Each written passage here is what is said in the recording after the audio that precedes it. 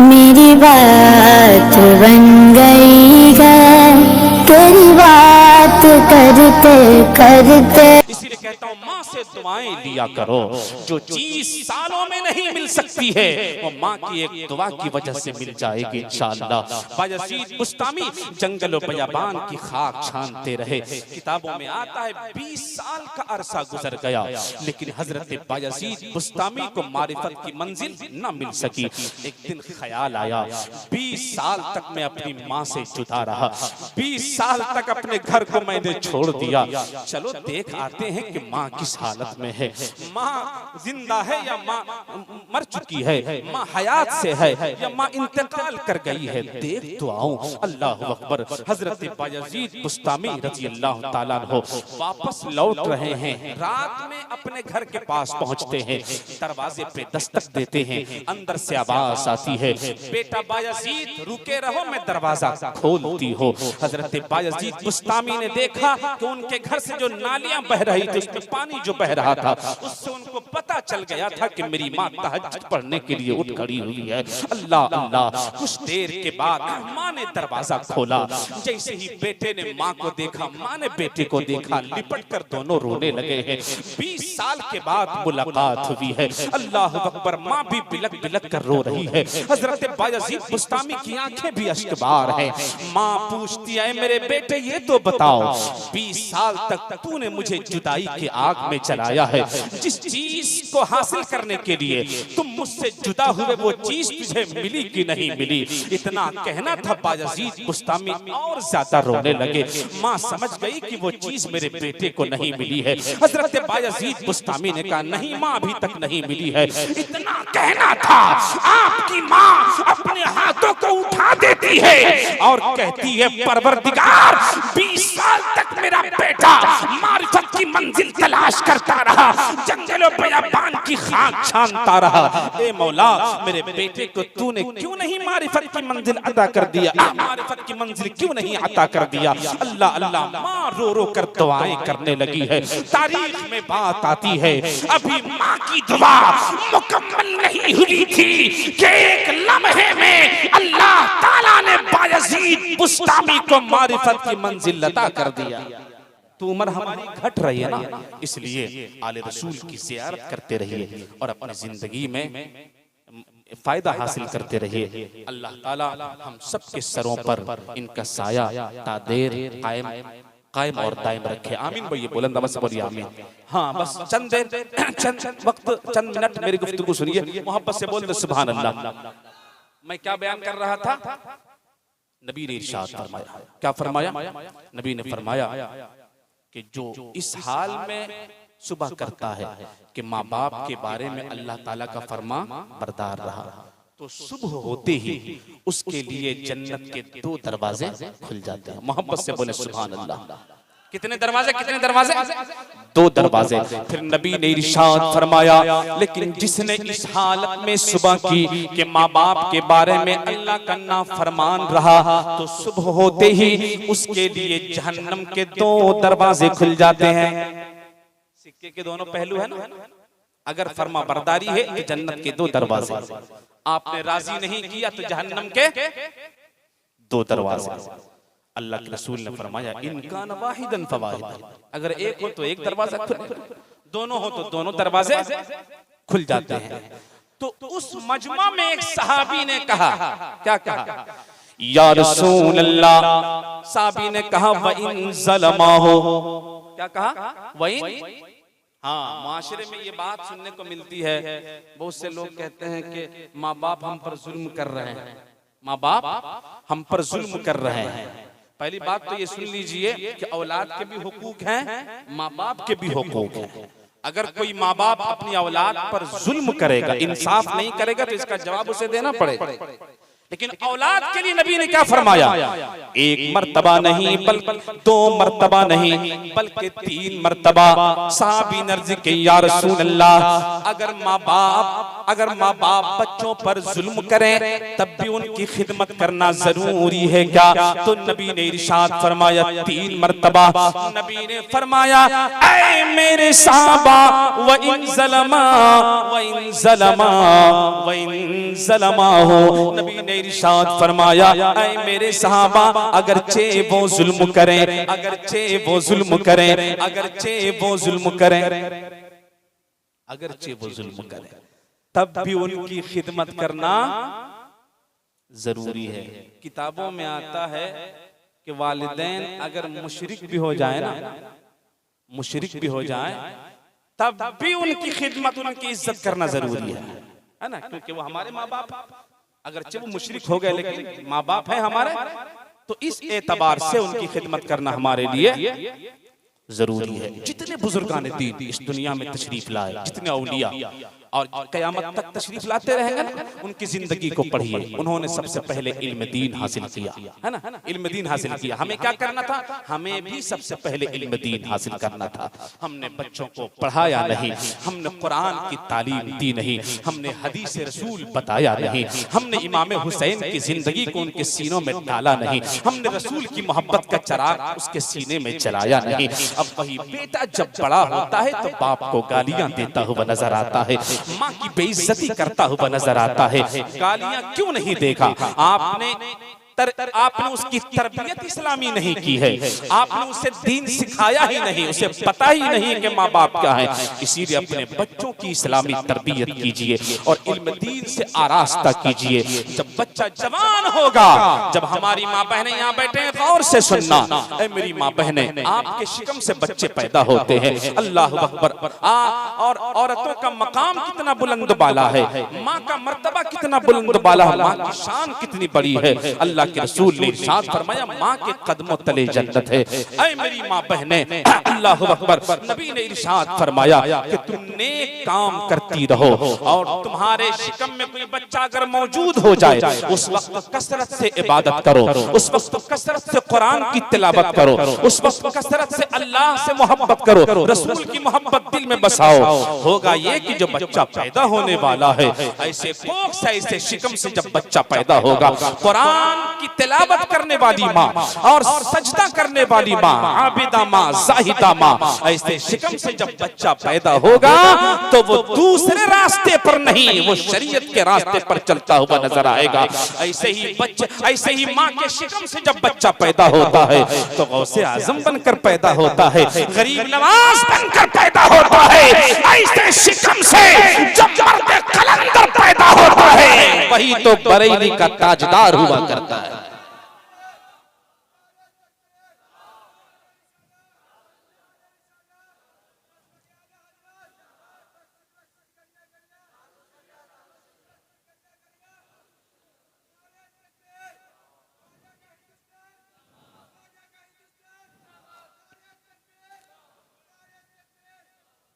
औरतें घर में नमाज पढ़ेगी, मस्जिद नहीं जाएगी।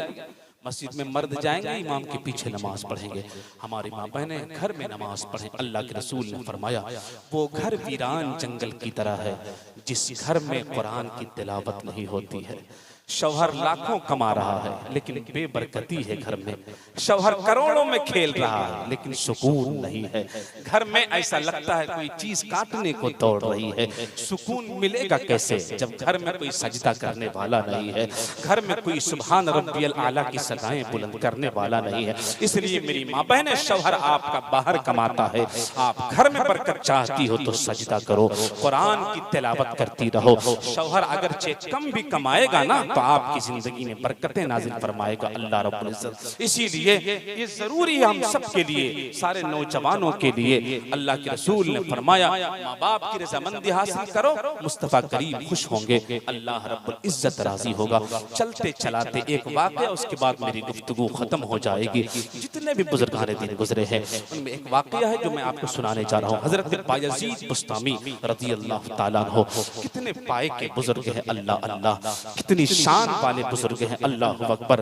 हजरत बायजीद बुस्तामी अपनी माँ की बारगाह में खड़े हैं, दस्त बस्ता हाथ बांधे हुए। ऐ मेरी माँ, मुझे इजाजत दीजिए ताकि मैं मारिफत की मंजिल तलाश कराऊं। अल्लाह अकबर। माँ ने इजाजत दे दिया। हजरत बायजीद बुस्तामी अपने वतन को छोड़कर निकले हैं, अपने घर को छोड़ दिए हैं, अपनी माँ को छोड़कर निकले हैं माँ की इजाजत से। अल्लाह अकबर। जंगलों बयाबान में चले गए और मारिफत की मंजिल तलाश करते रहे। अल्लाह अकबर। जंगल से पत्तियां खाते रहे, वहीं से पानी पीते रहे, अल्लाह की बारगाह में सजदा करते रहे ताकि मारिफत की मंजिल अल्लाह हमें अता कर दे। अल्लाह अकबर। तवज्जो के साथ सुनना, इसीलिए कहता हूँ माँ से दुआएं लिया करो। जो चीज सालों में नहीं मिल सकती है वो माँ की एक दुआ की वजह से मिल जाएगी इंशाअल्लाह। बायजीद बुस्तामी जंगलों बयाबान की खाक छानते रहे। किताबों में आता है 20 साल का अरसा गुजर गया, लेकिन हजरत बायजीद बुस्तामी को मारिफत की मंजिल न मिल सकी। एक दिन ख्याल आया, 20 साल तक मैं अपनी माँ से जुदा रहा, 20 साल तक अपने घर को मैंने छोड़ दिया। चलो देख आते हैं कि माँ किस हालत में है, माँ जिंदा है या माँ मर चुकी है, माँ हयात से है या माँ इंतकाल कर गई है, देख तो आऊं। अल्लाह अकबर। हजरत बायजीद बुस्तामी रज़ी अल्लाह ताला अन्हु वापस लौट रहे हैं। रात में अपने घर के पास पहुंचते हैं, दरवाजे पे दस्तक देते हैं, अंदर से आवाज आती है, बेटा बायजीद रुके रहो, मैं दरवाजा खोलती हूँ। हजरत बायजीद बुस्तामी ने देखा कि उनके घर से जो नालियां बह रही थी, उसमें पानी जो बह रहा था, उससे उनको पता चल गया था कि मेरी माँ तहज्जुद पढ़ने के लिए उठ खड़ी हुई है। अल्लाह अल्लाह। कुछ देर के बाद माँ ने दरवाजा खोला।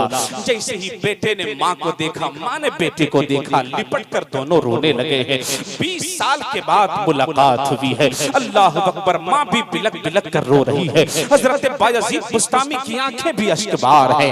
माँ पूछती है, मेरे बेटे ये तो बताओ, 20 साल तक तूने मुझे जुदाई के आग में जलाया है, जिस चीज को हासिल करने के लिए तुम मुझसे जुदा हुए वो चीज तुझे मिली कि नहीं मिली? इतना कहना था बायजीद बुस्तामी और ज्यादा रोने लगे। माँ समझ गई कि वो चीज मेरे बेटे को नहीं मिली है। हजरत बायजीद बुस्तामी ने कहा, नहीं माँ अभी तक नहीं मिली है। इतना कहना था, आपकी माँ अपने हाथों को उठा देती है और कहती है, परवरदिगार 20 साल तक मेरा बेटा मारिफत की मंजिल तलाश करता रहा, जंगलों बयाबान की खाक छानता रहा। ए मौला, मेरे बेटे को तूने क्यों नहीं मारिफत की मंजिल अता कर दिया, मारिफत की मंजिल क्यों नहीं अता कर दिया? अल्लाह अल्लाह। माँ रो रो कर दुआएं करने लगी है। तारीख में बात आती है, अभी माँ की दुआ मुकम्मल नहीं हुई थी कि एक लम्हे में अल्लाह ताला ने बायजीद बुस्तामी को मारिफत की मंजिल अता कर दिया। जो चीज 20 साल में न मिली वो एक लम्हा में मिल गई, थोड़े से वक्त में मिल गई। तो माँ कितनी बड़ी जात है, माँ कितनी बड़ी दौलत है। इसीलिए निकला करो तो दुआएं लेकर निकला करो, निकला करो तो कदमों को बोसा देकर निकला करो। तुम्हारा सफर भी आसान होगा, तुम्हारी तकलीफें दूर होती हुई नजर आएगी। कितना अच्छा किसी शायर ने क्या अच्छा अंदाज में बयान किया है कि मेरे सर से मेरी सारी मुसीबत टाल देती है, मेरे सर से मेरी सारी मुसीबत टाल देती है। मेरी माँ मेरे दामन में दुआएं डाल देती है, मेरी माँ मेरे दामन में दुआएं डाल देती है। और परेशान हो अंधेरों से तो जाओ माँ के कदमों में, वो जब चाहे मुकद्दर में उजाले डाल देती है, वो जब चाहे मुकद्दर में उजाले डाल देती है। हर लम्हा ये फिक्र होनी चाहिए कि अल्लाह ताला हमसे नाराज ना हो, हमारा कोई फेल ऐसा ना हो जिससे अल्लाह की नाराजगी, अल्लाह नाराज हो जाए, रसूल नाराज हो जाए, ऐसा कोई काम ना हो। इसलिए ऐ मेरे मिल्लत के नौजवानों, मैंने थोड़े से वक्त में जो गुफ्तगू की है, मैं दुआ करता हूँ कि अल्लाह ताला आप सबको, हम सबको इस पर अमल की तौफीक अता फरमाए।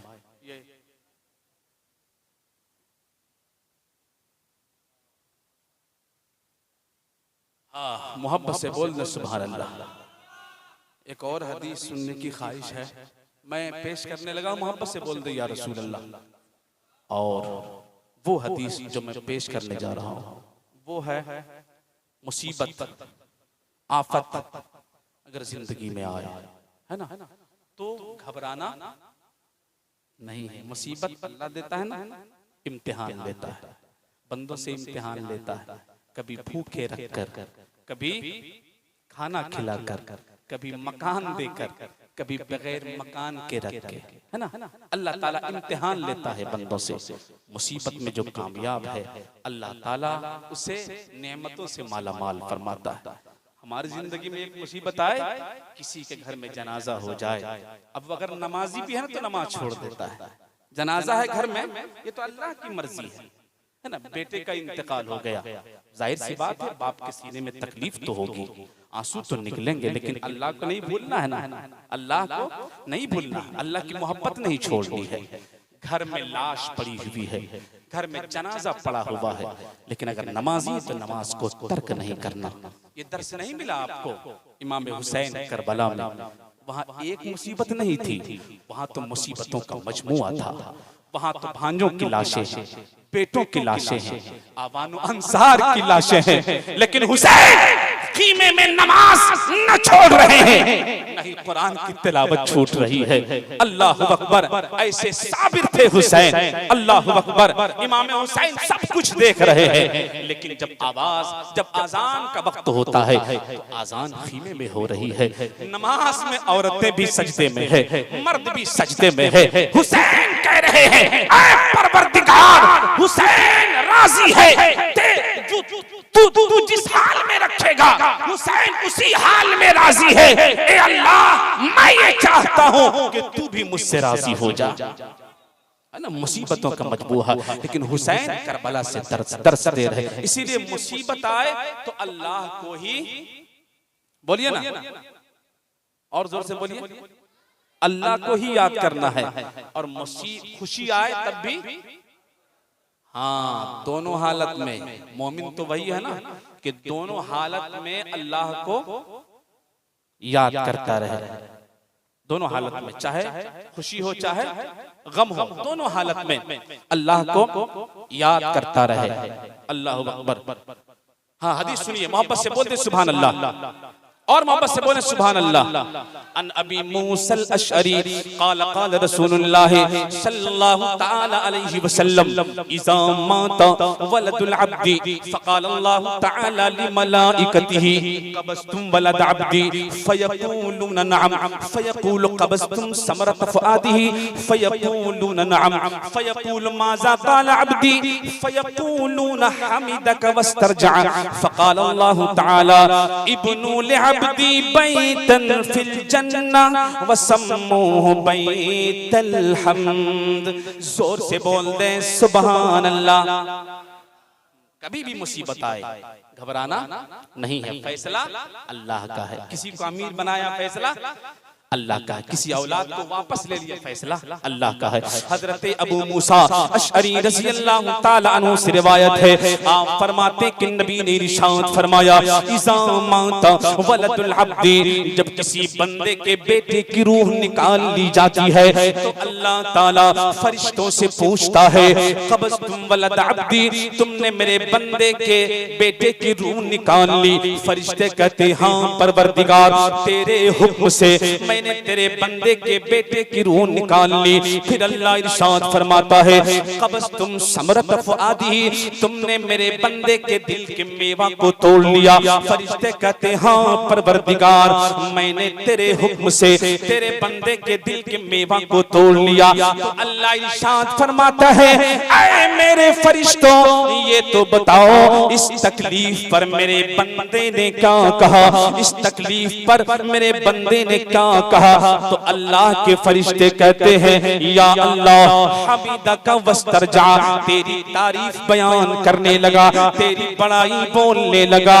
ए अल्लाह, इस मुसीबत पर उसने पढ़ा इन्ना लिल्लाहि व इन्ना इलैहि राजिऊन। सुभान अल्लाह। कोई भी मुसीबत आए इन्ना लिल्लाहि व इन्ना इलैहि राजिऊन। फरिश्तों ने कहा ऐ परवरदिगार, उसने कोई शिकायत नहीं की, उसने कोई शिकवा नहीं किया, बल्कि तेरे फैसले पर राजी रहा और तेरी तारीफ बयान कर रहा था और पढ़ रहा था इन्ना लिल्लाहि व इन्ना इलैहि राजिऊन। तब अल्लाह इरशाद फरमाता है ऐ मेरे फरिश्तों, मेरे उस बंदे के लिए जन्नत में एक महल बनाओ और उसका नाम बैतुल हम्द रखो। सुभान अल्लाह, मोहब्बत से बोले सुभान अल्लाह।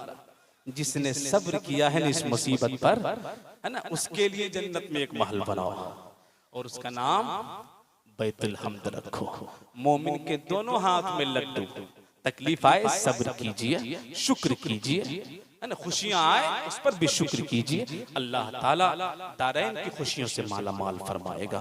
उसके लिए जन्नत में महल की तामीर हो रही है। इसीलिए मेरे कहने का सिर्फ एक ही मतलब है, वो यही है कि इस्लाम सीखें, शरीयत को सीखें, मुस्तफ़ा से सच्ची मोहब्बत करें। सिर्फ जबान से नारा लगा लेना आसान है, दलील अगर कोई पूछ लेगा तुम सच्चे मुहिब हो, सच्ची मोहब्बत करने वाले हो, तो क्या जवाब दोगे? ख्वाजा गरीब नवाज के नाम का नारा लगाते हो, कोई पूछ लेगा नमाज पढ़ते हो, कहोगे नहीं। गरीब नमाज पढ़ते थे कि नहीं? अल्लाह अकबर, क्या जवाब दोगे? तुम कहते हो कि मैं मुस्तफ़ा का दीवाना हूँ, तुम कहते हो कि मैं तो मुस्तफ़ा का मस्ताना हूँ। ये तो बताओ मुस्तफ़ा की जिंदगी से तुमने अपनी जिंदगी में क्या बसाया है? मुस्तफ़ा जाने रहमत के कौल व फेल को अपनी जिंदगी में लाया कि नहीं? झूठ है ना, सैकड़ों झूठ हम बोलते हैं। मुस्तफ़ा करीम ने इरशाद फरमाया झूठ बोलना बड़ा गुनाह है और लानतुल्लाहि अलल काज़िबीन, तो झूठ पे झूठ बोलते रहते। इसीलिए शरीयत को देखिए, चलिए तो शरीयत को देखकर और सोइए तो शरीयत को देखकर, हर काम को मुस्तफ़ा की शरीयत के मुताबिक कीजिए।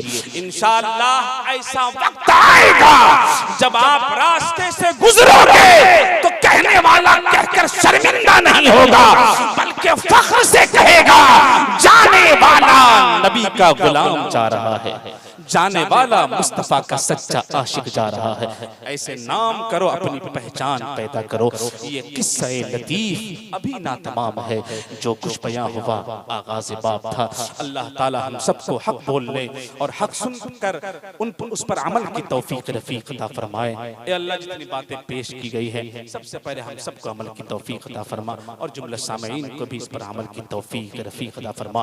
अस्तग़फिरुल्लाह रब्बी मिन कुल्लि ज़ंबिन व अतूबु इलैह। बुलंद आवाज़ से पढ़ लीजिए कलमा शहादत, अशहदु अल्ला इलाहा इल्लल्लाह व अशहदु अन्ना मुहम्मदन अब्दुहु व रसूलुहु। ये महफिल नूर जिंदाबाद पाइंदाबाद। व आखिरु दावाना अल्हम्दुलिल्लाहि रब्बिल आलमीन। अस्सलामु अलैकुम।